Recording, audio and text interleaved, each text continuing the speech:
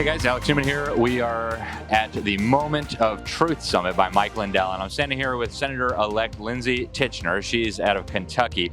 Senator, thank you very much for being with us. Tell us first, the topic of the conference is the elections and the machines. What are your thoughts so far? Oh, it's a great conference. I think, more and more as the last 2 years have gone by and the media tries to squash the information, you just can't. You can't squash it. There's so much information out. There's so much evidence, regardless of how much they tell us there's not. We know there is, and this conference is proof of it. There's 1,200 people here today. There's millions that were watching online, and we just see it. Just common sense tells you something was wrong about that. And I think people are aware. They're waking up to it. Yeah, it sure seems like it. Now, before we started, you were talking some about education. You tried to get some of the exemptions for the schools to put pornography in the hands of children done away with, and yet you weren't successful. Talk a little bit about that. Why are you concerned about that, and what could be done? Right. One of the great things that happened with the COVID shutdowns was parents were able to see what was going on, and across the country, it's kind of being revealed what's in our school libraries, what's in our public libraries as well, available to children is pornography. And there are obscenity laws all across the nation. In Kentucky, there's an exemption for educational use. And so one of our legislators in this last session tried to strike out educational as a reason to allow obscene materials. And we're not talking like sex ed books. We are talking full-on obscene pornographic books. And unfortunately, that did not pass this last session. So we're still trying to hit that. We'll go after that again this next session and try to get that removed. And more than anything, we're just raising awareness to parents. They have no idea this is in there. And it really is truly unbelievable. When you start, like we were door knocking, and we'd bring this subject up when we were knocking doors for my campaign, and they almost shut down, like, you're crazy. That's not in our schools. We're like, you want to see a picture? Like, here's a book. This is in the book in the school. So it's important, and we have got to stop the over-sexualization of our children. It is absolutely unnecessary. There's no need for it at all, and it's really killing our culture. And what's amazing for me, too, is that it's happening even in states like Kentucky that are considered very conservative. It's just ubiquitous. And you've been working with our friend Rhonda Miller in Indiana. Same thing going on. What are some of the other concerns that you have going into the next session? What are the things that you're going to be working on in terms of making Kentucky a better place for your constituents?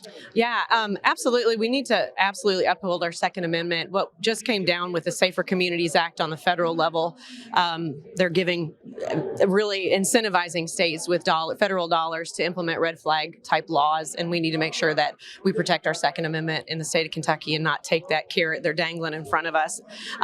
That's important. Obviously, pushing for pro-life. Kentucky had a trigger law, and thankfully our Supreme Court has upheld our trigger law once Roe v. Wade was overturned, but they are still absolutely fighting that. There's a Second Amendment, not Second Amendment, there's a constitutional amendment on the ballot to this election that we need to vote yes for, and that's yes for life, to say that our Kentucky Constitution does not say that abortion is a constitutional right and that it should be funded by our government. So that's important to get the word out about that. But as far as legislature goes, parental rights in education is huge.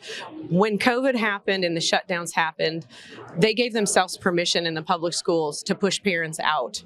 And so aside from the masking and the mandates and all of that, which was insane overreach for a governing body to tell us our kids were unhealthy when they were healthy, right? But they really, truly are trying to push us out of the schools, and they're trying to keep the information from us. And we just need to know. We want to know. These are our kids. These are our tax dollars that are funding their education, and they want to keep us out. So parental rights and transparency of our schools is really important. Absolutely. And any advice for citizens out there who are seeing everything happening? They're concerned. They want to get involved. When you got involved, you won your election. Any words of encouragement or advice for people? Yeah, just get involved, get plugged in, go to your school board meeting, go to your city council meeting, go to your fiscal court meetings. All of those things on the local level really make a difference. We watch the national news, and the national news is horrible. I don't watch it. I turned it all off, but I watch you guys. I watch other people. But we see that stuff on the national level, and it's overwhelming. But where we can really make a difference is at the local level. Get involved in your local GOP, your county GOP. Become a precinct officer.